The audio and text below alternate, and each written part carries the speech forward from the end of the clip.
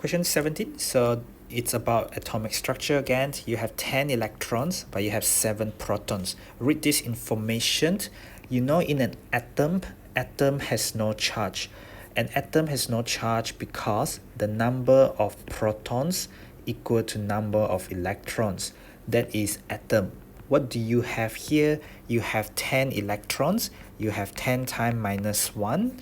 Protons, you have 7 times plus 1, because each proton has a charge of plus 1, each electron has a charge of minus 1. So you have minus 1 10 times, you have minus 10. You have 7 protons, meaning you have plus 1, plus 1, plus 1 7 times. You have plus 7. So minus 10 from the electrons, 10 electrons, and 7 plus 7 from the 7 protons, you're going to get a minus 3 net charge. Net charge because you have an ion.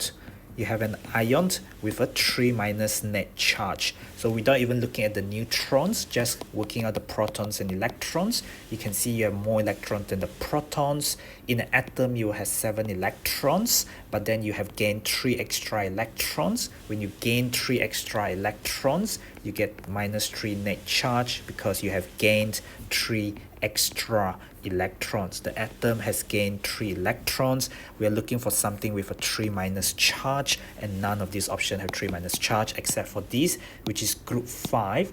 Group 5 nitrogen atom is actually 2,5. It is 3 electrons short of a fully filled outer shell, so it gains 3 electrons. You're going to get N3 minus ion, and this one is 2,8. And now 2,8 is happy because it's a fully filled outer shell. It is nice and stable ion.